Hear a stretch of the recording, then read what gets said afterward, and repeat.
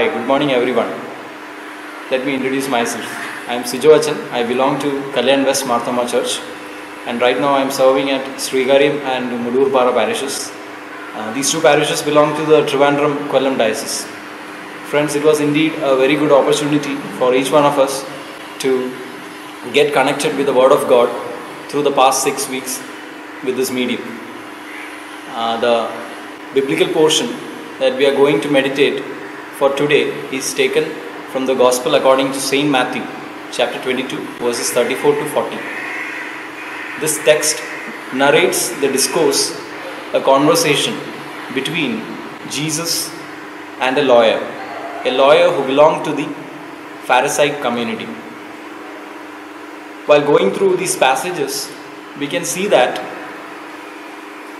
all through these events, Jesus was being approached by various groups of people, and they were coming with many tricky questions, but he gave apt answers for each one of them. And these events were taking place the week before the crucifixion of Jesus. But all throughout, we can understand that Jesus was preparing these people for the kingdom, that is, making them part of a kingdom community. Here, the text's main concern is about which is the greatest commandment in the law. This was one of the most debated questions of their times. Which is the greatest commandment in the law? Through this question, we can understand that Jews were under the law of God, which was given through their servant Moses. This law defined who they are.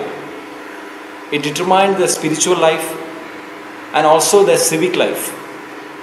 So in reply, Jesus here says in verse 37, "Love your God with all your heart, with all your soul, and with all your mind."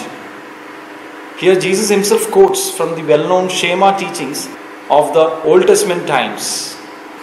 We need to texture ourselves with the love for God.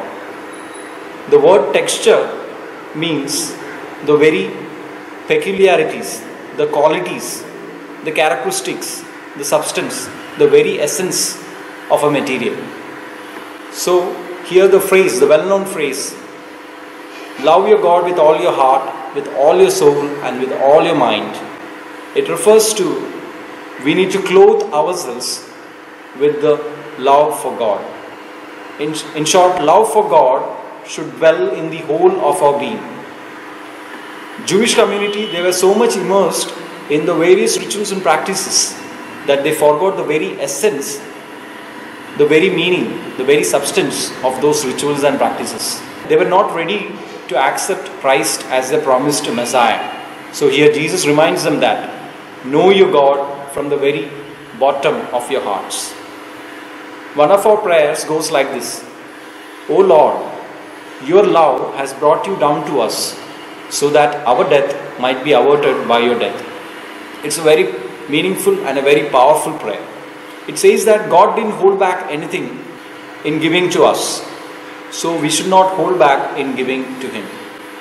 Our sacraments, they are a platform to get connected with God, to reach up to God. These days, we are in search of which ISP will give us a faster connectivity to the world. But here the Word of God teaches us that love is the password which we need to apply in our lives in order to have a deeper relationship with God, in order to get connected with God. So apply the password called love. Texture yourselves with love. Let us clothe ourselves with this love for God. The book of Ecclesiastes chapter 12 verse 1 says, "Remember your Creator in the days of your youth." So my friends, this is the most suitable, the most apt time of our lives to know our God from the very bottom of our hearts. So let us love our God from the very bottom of our own being. Secondly, Jesus teaches them that loving God equips us to connect with our own fellow beings. Today we live in a world where we are not able to know the person well who is staying next door to us or even living with us. In such a context, this commandment is very much essential that we need to apply in our lives.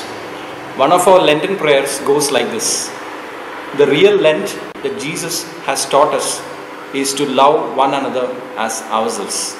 This is the real Lent that Jesus himself has showed through his own very life.